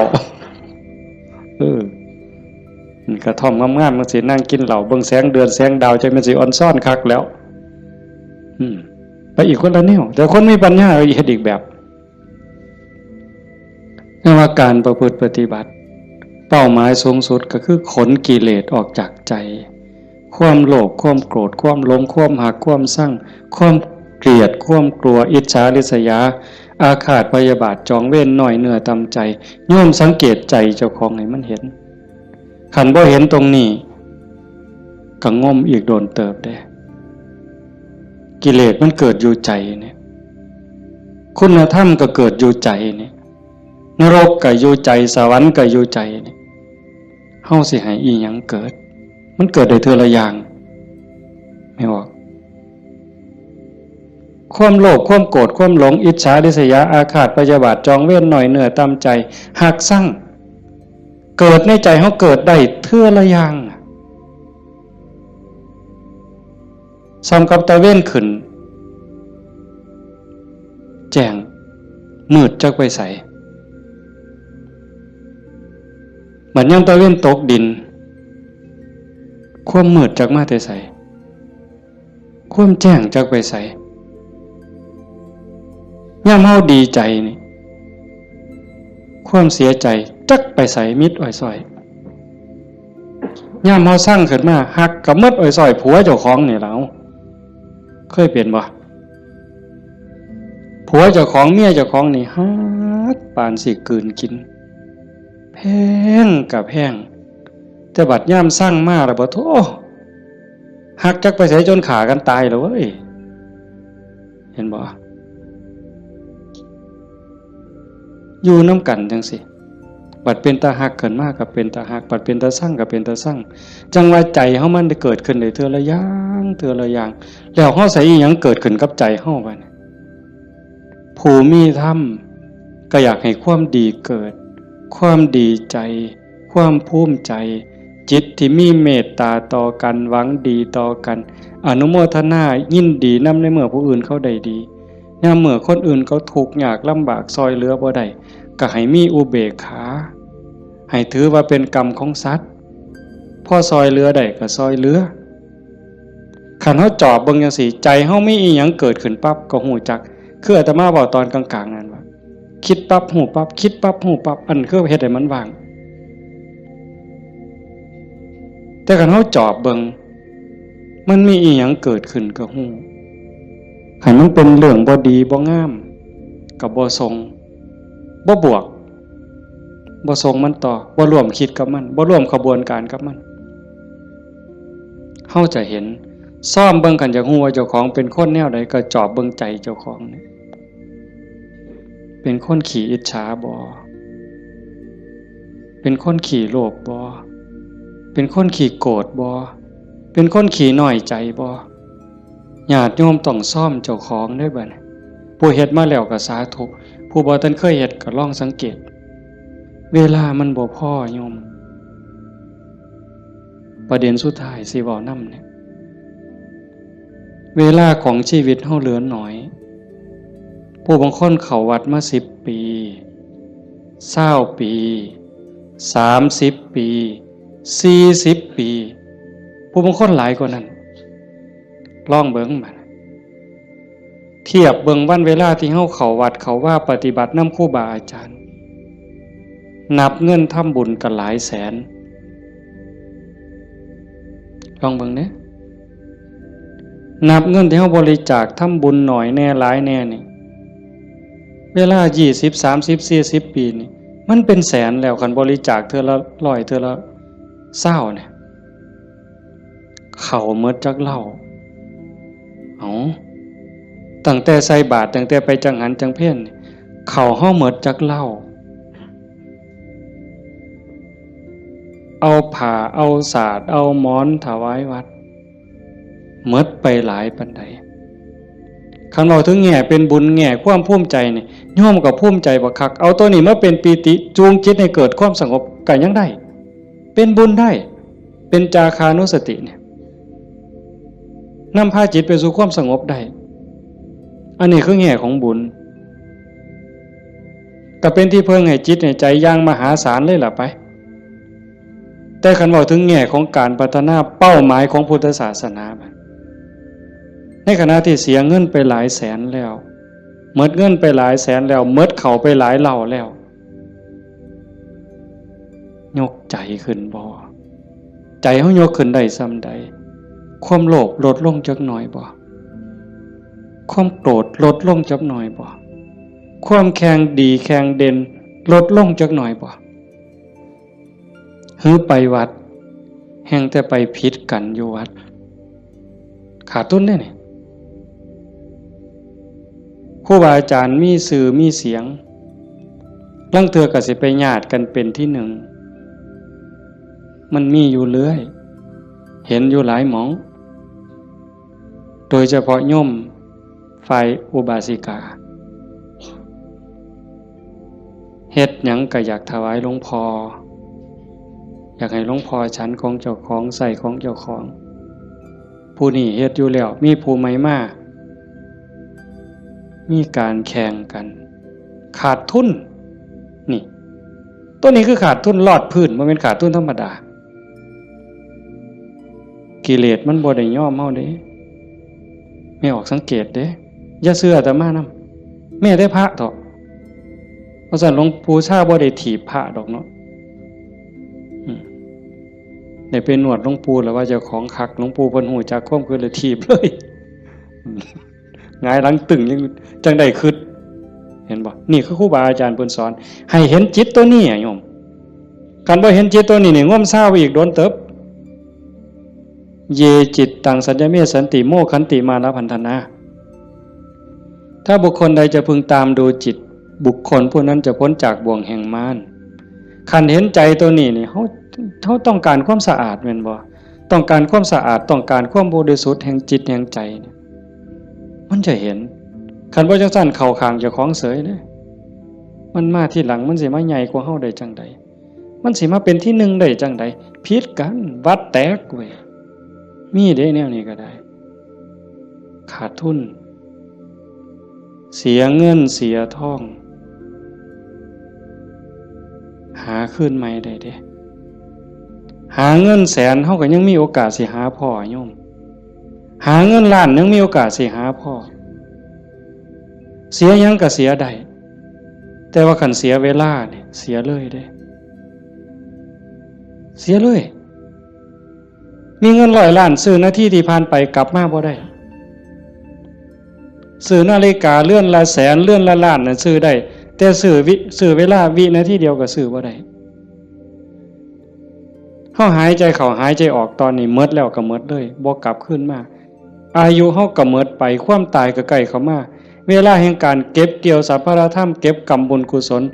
ซักฟอกจิตใจให้สะอาดบริสุทธิ์มันหมดไปเรื่อย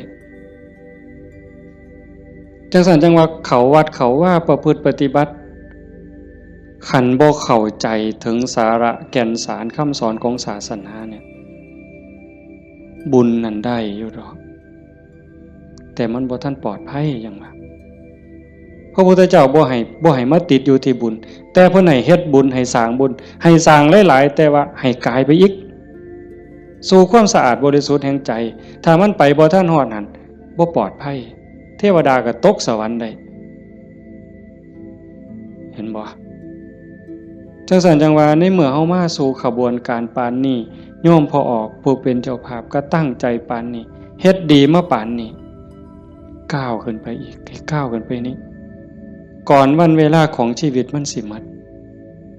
ให้พยายามเฮ็ดใจให้เป็นกลางๆหูได้ยินจมูกได้กลิ่นลิ้นได้รสกายได้สัมผัสก็เฮ็ดใจให้เป็นกลางๆสิปฏิบัติกับสิ่งที่มากระทบจากตาเห็นจากหูได้ยินจากจมูกได้กลิ่นลิ้นได้รสกายสัมผัสก็เฮ็ดด้วยสติ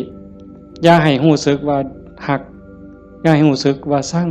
อย่าเฮ็ดด้วยความสั่งอย่าเฮ็ดด้วยความดีใจด้วยความเสียใจอย่าเฮ็ดด้วยความหักให้จิตเป็นกลางกันเด้อจังซี่ขันเฮ็ดได้จังซี่มันอ่อนซ่อนเจ้าของเด้อาตมาก็เฮ็ดบ่ทันได้ก็ยังพยายามอยู่ก็จังว่าส่วนญาติส่วนโยมเฮ็ดไปพร้อมๆกันคันบ่จังซั่นน่ะมันเสียเวลาเสียดายเจ้าของ30-40 ปีหมดเงินก็หลายแสนหมดข้าวก็หลายเหล่าหมดเวลาในการทำมาหากินเงินที่มาบริจาคข้าวของที่มาทำบุญก็หมดไปแล้วเวลาล่ะคันเอาเวลานั้นที่มาอยู่วัดอยู่ว่ามาสร้างน้ำทำบุญไปหาเงินหาทองมันก็ต้องได้ตื่มกันอีกหลายเติบมันจักเท่าแต่ว่าเฮายอมเสียสิ่งนั้นเพื่อสิแลกเอาสิ่งที่ดีที่สุดสิ่งที่ประเสริฐที่สุดก็คือใจเจ้าของเนี่ยให้ได้ใจที่มีความสงบใจที่มีความร่มเย็นใจที่เต็มเปี่ยมด้วยความเมตตากรุณายินดีมุทิตากับผู้อื่นใจที่เป็นอุเบกขาโตสติความระลึกได้แล้วก็อุเบกขาตัวว่างจิตเป็นกลางจิตที่เฉยเป็นสิ่งที่เฮาควรจะหาให้มันได้หาให้มันพอให้มันเจอก่อนลมหายใจสุดท้ายสิดับลงไม่ออกให้มันพอจิตนี่ก่อนลมหายใจสุดท้ายสิดับลงเพราะนั่นคือพุทธะพุทธะคือความสะอาดจิตที่สะอาดจิตที่สว่างจิตที่สงบ สะอาดจากหักจากสร้างจากดีใจจากเสียใจจากได้จากเสียจากบวกจากลบสว่างสวัยด้วยสติปัญญาหูเท่าท่านตามความเป็นจริงหักก็ตามสร้างก็ตามสรรเสริญนินทาก็ตามลาภยศสรรเสริญก็ตามสว่างตาโดยแสงไฟเพิ่นบอกสว่างใจโดยแสงธรรมบ่ยินดียินร้ายเห็นทุกสิ่งทุกอย่างเกิดขึ้นตั้งอยู่ดับไปอนิจจังทุกขังอนัตตากฎของแต่ละขอบงำสรรพสิ่งอยู่สะอาดสว่างสวัยด้วยสติปัญญาสงบนิ่งจิตใจบ่กระเพื่อมด่ามากกับบ่กระเพื่อมย่องมากกับบ่กระเพื่อมนักแน่นคือกับหินเนี่ยจิตใจของพุทธะเป็นแบบนั้นสะอาดสว่างสงบหูเท่าท่านตื่นจากความลับไหลเบิกบานจากการที่เจ้าของบ่มีโทษตรงนี้เป็นวิชาการของพุทธศาสนาเป็นหลักที่ชาวพุทธต้องปฏิบัติอันสิไปอ่อนว่อนบวงสรวงสวดแล้วก็ขอสวดแล้วก็ขอขันมันได้ซ้ำนั้นมันก็สิดีอยู่ขันมันได้พระพุทธเจ้าก็พาเฮ็ดแต่ตรงนี้ที่พระพุทธองค์เพิ่นสอนสลบจักเถื่อกลัวสิเป็นพระพุทธเจ้าหลวงปู่ชาลำบากปานใดอาตมาเคยอ่านพอเนาะว่าสิขึ้นไปอยู่เทิงภูว่าบ่อยากยุ่งบ่อยากยากนำการมาหาบิณฑบาตไปอยู่เทิงภูก็ว่าสิเหี่ยวกินพุ่นเนาะเหี่ยวฉันพุ่นเนาะฝึกซ้อมจนปานนั้นบัดเป็นไข้เป็นหนาวไปอยู่กลางป่าก็บ่อยากให้ผู้พี่น้องยากนำก็ซ้อมมันสิใจขาดยามใดสิจูดไปสุดที่ถิ่มเพิ่นว่า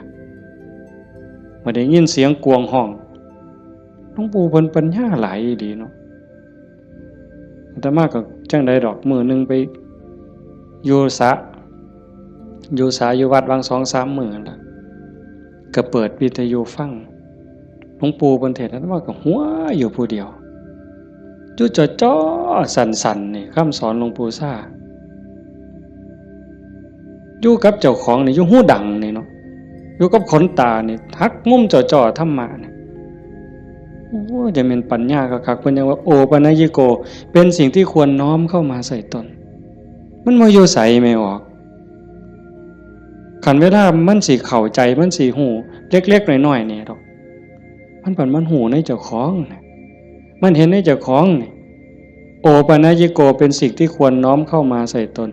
คันน้อมเข้ามาใส่ตนนั่นเป็นคำสอนของพระพุทธเจ้าคันน้อมออกไปจักแม่นคำสอนไผบัดนี้คันไปอ่อนว่อนบวงสรวงเทวบุตรเทวดาอินทร์พรหมยมยักษ์พระเจ้าทั้งหลายนี่แล้วโลดแต่ว่าอาศัยการประพฤติปฏิบัติจังว่าการฟังเทศน์ฟังธรรมให้เป็นไปเพื่อความศรัทธาความเหลื่อมใสศรัทธาปาสาทะวิริยะความภาคเพียรพระพุทธศาสนาเพิ่นสอนเรื่องความภาคเพียรวิริยะนะทุกขมัจเจติเฮาสิล่วงทุกข์ได้ก็ย้อนความเพียรพยายามของเฮาเองผู้อื่นเฮ็ดให้บ่ได้คันเฮ็ดให้ได้มีผู้วิเศษผู้ศักดิ์สิทธิ์ครูบาอาจารย์เป่าให้เสกให้ผู้ใดสิเกินพระพุทธเจ้าพระออกว่าไผสิเกินพระพุทธเจ้าในโลกในจักรวาลเนี่ยคันมันเฮ็ดแทนได้ทำพิธีเฮ็ดให้ได้พระพุทธเจ้าเฮ็ดให้หมดเมื่อเช้าย่างบิณฑบาตหัวแต่ว่ามันก็หาเรื่องอยู่เลยปีชงเพิ่นว่าปีนี้ปีชงหยังส่งกาแฟ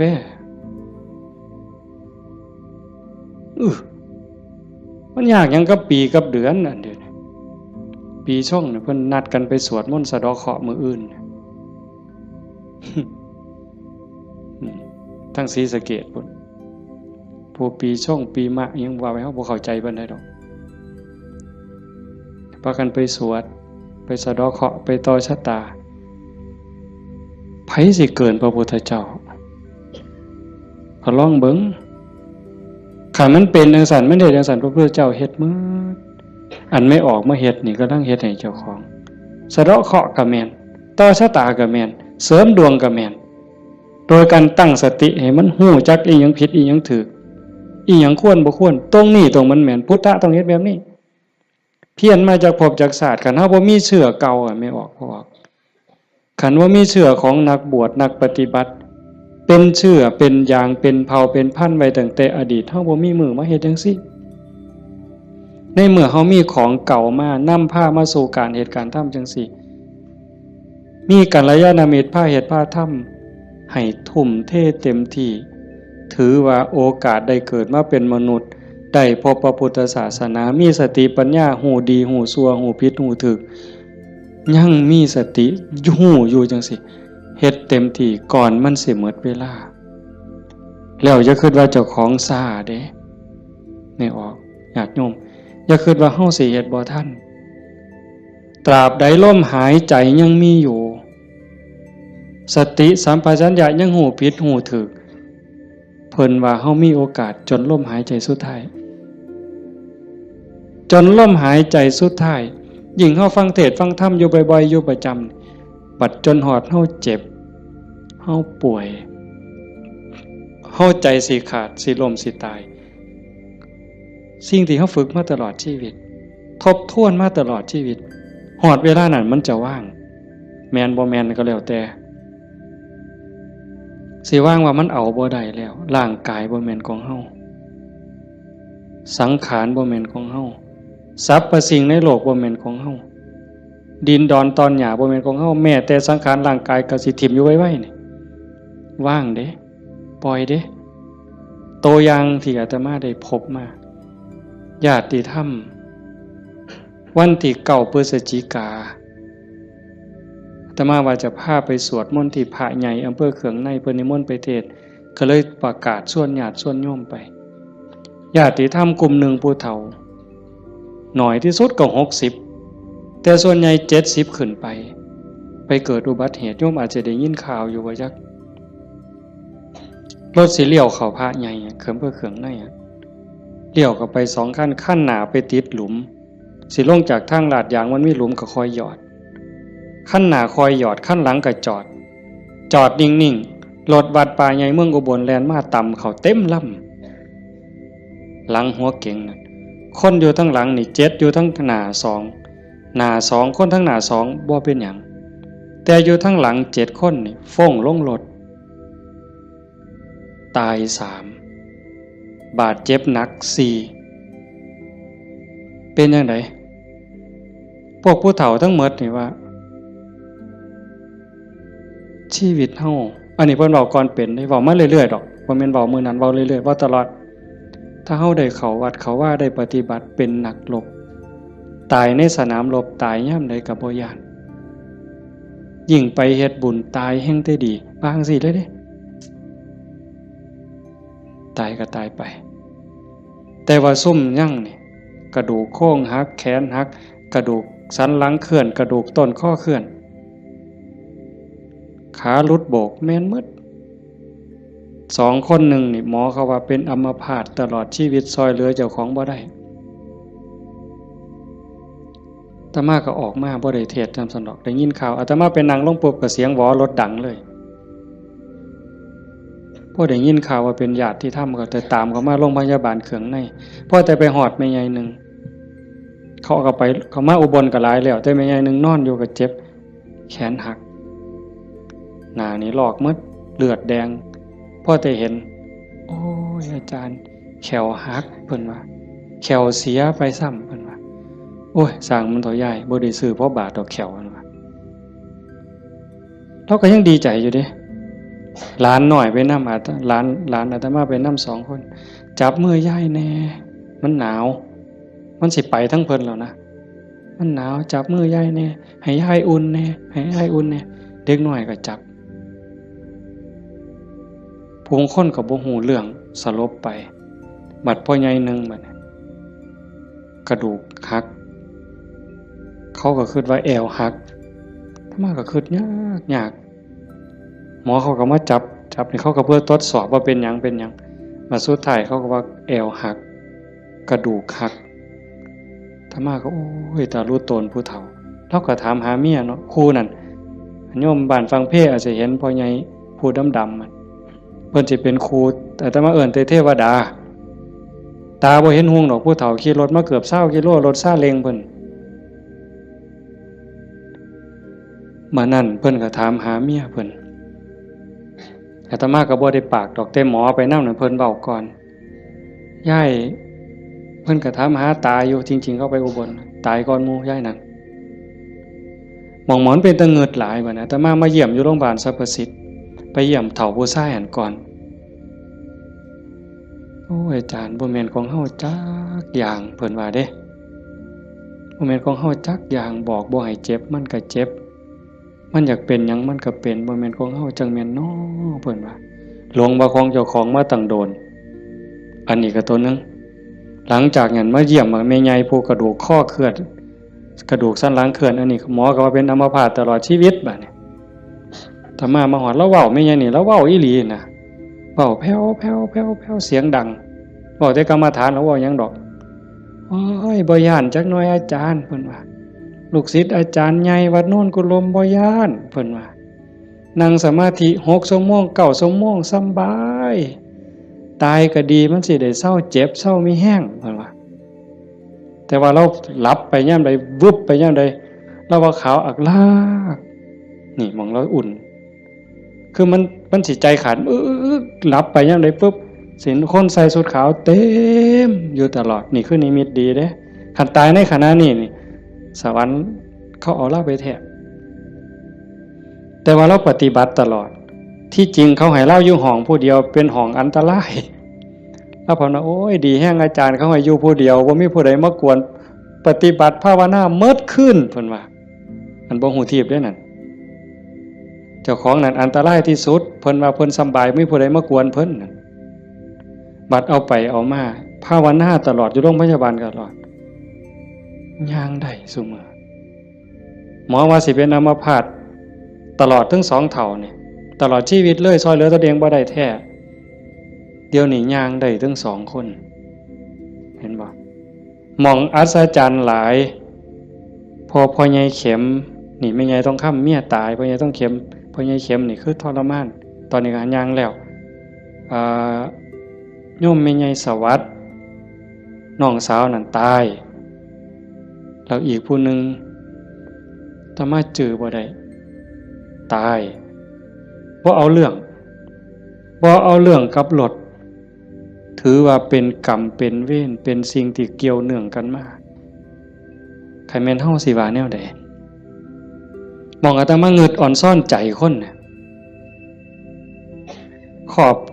3ครอบครัวนี่ผู้นึงเจ็บสาหัสผู้นึงตายนี่บ่เอาเรื่องกับรถบ่เอาเรื่องกับครูกรณีถือว่าเป็นเรื่องของบาปของบุญเป็นเรื่องของวัฏสงสารให้แล้วต่อกันเขาก็บ่อยากมาซ่อนเขาก็บ่อยากพาเฮาไปตายนี่มองว่าคุณภาพของธรรมะมองเข้าใจธรรมะมันเฮ็ดใจได้ขนาดนั้นคักบ่มื้อนี้แม่ใหญ่นึงผู้เตรียมเนี่ยเผาไปวาง 2-3 มื้ออายุ89 ปี7 เดือนผู้หญิงเด้เลี้ยงลูกเมียใหม่ผัวเพิ่นไปมีเมียใหม่เพิ่นบ่เครียดเมียใหม่ออกลูกเพิ่นเอามาเลี้ยงพร้อมเอาไม่ออกเฮ็ดได้บ่ นี่คือน้ำใจคนนะแม่ใหญ่นี่เราปฏิบัติธรรมอยู่นำครูบาอาจารย์มาตลอดลูกเราดีหมดทุกคนเป็นหมอ2เป็นครูผู้หนึ่งเป็นเจ้าหน้าก็มีอยู่2คนแต่ว่าหม่องอัศจรรย์คือเราปฏิบัติตลอดโยมไม่ออกสวดปาติโมกข์ได้ที่พระเพิ่นลงปาติโมกข์นี่แม่ใหญ่น่ะเราสวดได้อาตมาสวดบ่ได้หม่องเป็นตะงึดหลายแต่ว่าเราตกศาลาเทื่อนึงย่างจงกรมมันมืดตกศาลาสมัยก่อนนั่นขาหักว่าซั่นเห็นบ่บัดมื้ออาตมาสิไปเยี่ยมอาตมาไปเทศน์ฟังทั้งครูขันก็เลยว่าสิกายไปทางนั้นลูกชายเพิ่น ว่าบ้านอยู่ทั้งนั้นก็เลยพาไปเยี่ยมลูกชายก็บอกว่าอาจารย์สิมาเยี่ยมแล้วลูกบ่ได้ตลอดแต่ว่าสติเราดีเด้เพราะแต่ว่าอาตมาสิไปเสียงรถเขาไปจอดแล้วลุกขึ้นมานั่งพอแต่มาไปนั่งลงแล้วก็กราบได้เท่าเดียวดอกก็นอนมันวิ่นหัวปานนั้นเราก็เว้าธรรมะโต้ตอบได้ทุกเรื่องสติบ่ขาดลูกหลานจักว่าเท่าใดมาเต็มเฮือนแล้วจำได้ฮอดซุมบ่นุ่งผ้าว่ามันชื่อหยังนิสัยมันดื้อบ่ดื้อแล้วฮู้ผู้นี่หมองลูกหลานไว้ย่าย่ายอยู่อีกเด้อโอ้ยมันทุกข์มันยากบ่อยู่ดอกอยู่น้ำหลานอีกแน่อยู่โดนแล้วผู้นี่มัดมือสิใจขาดหลานผู้เรียนอยู่จุฬากำลังขึ้นรถลูกชายว่าย่าถ่าหลานในเด้อหลานกำลังขึ้นรถโอ้ยถ่าบ่ถ่ามันก็บ่แม่นแม่วะแล้วว่าเป็นเรื่องของเพิ่นว่าเห็นบ่เป็นเรื่องของเพิ่นบ่แม่นเรื่องของย่าหมองคักหลายว่าแล้วตายนั่นแล้วนอนแต่แข้งข้างขวาเลียนแบบพระพุทธเจ้าเลยสติจำได้มือสิตายแล้วกินข้าว3เทื่อได้กินข้าวปกติเว้าได้ปกติเพียงแต่ว่านอนไปแล้วก็มาหลับเอาตอนมาดับไปตอนตี 4คนตายลูกนี่เป็นหมอ2แล้วก็หลานเป็นหมออีกผู้นึงมันบ่เข้าในทฤษฎีอะโยมพวกนี้อยู่นำคนตายมาตลอดลูกหลานสาวอยู่ห้องชันสูตรพลิกศพพร้อมคนตายเขาพิสูจน์ว่ามันจะเย็นไม่ไงนี่แล้วอุ่นบัดเนี่ยตายไปแล้วจากตี 4กว่าๆจนฮอด 5 โมงเช้าเอาเขาลงแล้วยังอุ่นอยู่แต่เฮ็ดจังได๋บ่ได้เพิ่นก็ลูกชายเพิ่นก็โทรมาถามอาจารย์สิว่าแนวใดแต่มาเลยว่าบ่ต้องฉีดยาเด้อสิฟื้นหรือบ่ฟื้นเฮาบ่คิดดอกแต่ว่าบ่ต้องฉีดยาก็บ่ฉีดอยู่จักมื้อหลายมื้อเติบ 4-5 คืนพุ่นล่ะแต่มาก็บ่เจอบัดฮอดมื้อสิเผาบัดเนี่ยลูกชายเพิ่นก็โทรมาถามประมาณ3 โมงกว่าเนี่ยอาจารย์เฮ็ดจังได๋บัดเทื่อเปิดโลงออกมานี่หาแม่ยังอุ่นอยู่คือเก่าเนี่ยสิเฮ็ดแนวใดเพิ่นว่าโอ้อาตมาก็บอกบ่ถูกดอกโยมไขเบิ่งซะก่อนว่าซั่นแต่ว่าใส่เพิ่นใส่ตู้โรงเย็นอยู่แต่มันเย็นทั้งหลังนะอาตมาก็เลยว่าเอากันจัก 4 โมงก็จังถอดปลั๊กออกเบิ่งเด้อถอดปลั๊กออกเบิ่งเพื่อให้มันปรับสภาพเพราะว่าตัวเย็นนี่มันอาจจะเป็นจากเครื่องใส่ไฟฟ้าหอดประมาณเฮาจะออกประมาณบ่ายโมงก็หากะลามันอุ่นมันยังอยู่ก็จังว่ากันอีกเทื่อนึงบัดสุดท้ายก็แม่นหมดอยู่ดอกเพิ่นว่าอาจารย์ประมาณเที่ยงนี่เพิ่นโทรมาก็บ่เย็นปานใดแต่ว่าย้ายบ่แข็งเพิ่นว่าเย็นอยู่แต่ว่ามันบ่แข็งคือทั่วไปคันจังซี่ก็หมดไปตามธรรมชาติก็เฮ็ดไปเด้อคือที่เว้าให้โยมฟังนี่หมายความว่าอย่าให้เราปฏิบัติมาตลอดจิตใจเราดีแล้วงามบ่เคยด่าไผจักเทื่อลูกว่า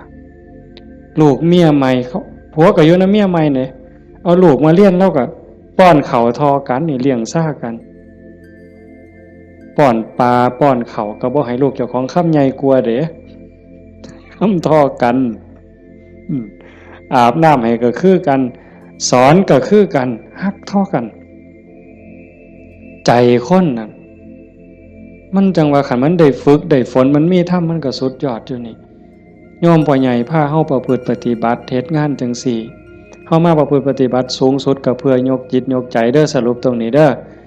บุญนั่นเป็นของตายจังได๋เฮาก็ได้เต็มที่อยู่แล้วแต่สิ่งสำคัญน่ะให้ยกจิตยกใจเจ้าของให้มันสูงขึ้นจากอำนาจของความโลภความโกรธความหลงความอิจฉาริษยาอาฆาตพยาบาทจองเวรน้อยเนื้อต่ำใจเฮาสิเอาชนะมันได้เฮาสิสูงขึ้นกว่าอำนาจของกิเลสได้ย้อนโยมสังเกตใจเจ้าของย่ามตาเห็นหูได้ยินจมูกได้กินลิ้นได้รสท่านเฝ้าไปเสื่อมันอย่าไปหักไปสร้างน้ำมันนิ่งแล้วสังเกตความรู้สึก สังเกตความคิดสังเกตความรู้สึกถ้ามันเอียงไปทั้งโลภหลายก็บอกว่าเจ้าของนั้นขี้โลภหลายอยู่ค่อยถอนออกหัดบริจาคหัดแบ่งหัดปันถ้ามันโกรธหลายเห็นอันใดผิดหูผิดตาแล้วงุดงิดห้นหวยขึ้นเป็นตาสร้างขึ้นมาหูจากมันปรับแล้วก็หูจากเมตตาเขาก็คือเฮานั่นล่ะเขาบ่ทันหูเขาจึงเป็นจังซั่นหูจักให้อภัยฝึกไปคอยยกระดับดวงจิตขึ้นมาให้เข้าใจว่าพระพุทธเจ้าบ่ได้สอนให้เฮาทุกข์พระพุทธศาสนาสอนให้เฮาพ้นทุกข์โกรธก็คือทุกข์โลภก็คือทุกข์หลงก็คือทุกข์เป็นเหตุให้ทุกข์เฮาก็ต้องดับเหตุมันเฮ็ดให้จิตใจเป็นกลางๆฮักผู้อื่นคือฮักเจ้าของหวังดีต่อผู้อื่นคือหวังดีต่อเจ้าของนั่นจิตใจเฮาจะดีขึ้นงามขึ้นมื้อนี้สมควรแก่การเวลาใส่เวลามาหลายเติบชั่วโมงหนึ่งกับ40กว่านาทีเนาะสมควรแก่การเวลาท้ายที่สุดก็ขออนุโมทนาสาธุกับญาติโยมผู้เป็นเจ้าภาพผู้เป็นเจ้าของสถานที่และก็ญาติธรรมที่มาจากที่ไกลมาร่วมประพฤติปฏิบัติบำเพ็ญบุญบำเพ็ญกุศลยกระดับดวงจิตดวงใจของเจ้าของให้สูงขึ้นงามขึ้นท้ายที่สุดก็ขออาราธนาอ้างอิงเอาอำนาจแห่งคุณพระศรีรัตนตรัยคุณของพระพุทธเจ้าพระธรรมพระสงฆ์และอำนาจแห่งบุญกุศลคุณงามความดีที่มีทั้งหมดทั้งมวลในสากลและจักรวาลจงหลอมร่วมเป็นตบะเป็นเดชะเป็นพลวะปัจจัยอำนวยหนุนส่งให้ญาติโยมสุขสุขคนจงเป็นผู้แกล้วกล้าอาจหาญร่าเริงในการสร้างบุญสร้างกุศลสร้างคุณงามความดีให้ยิ่งขึ้นไปให้เป็นผู้เจริญงอกงามในจตุรพิธพรชัยคืออายุวรรณะสุขภาละปฏิภาณธรรมสารสมบัติให้เป็นผู้มีสัมมาทิฏฐิมีโอกาสประพฤติธรรมปฏิบัติธรรมให้ได้เข้าถึงธรรมที่บ่ทันได้เข้าถึงได้หูแจ้งธรรมที่บ่ทันได้หูแจ้งจนสามารถนำตนให้พ้นทุกข์ปรารถนาสิ่งหนึ่งประการใดหากเป็นไปโดยชอบประกอบโดยธรรมก็ขอให้ความหวังความปรารถนานั้นจงสำเร็จทุกๆประการมีความสุขกายสุขใจโดยทั่วกันทุกท่านทุกคนเทอญ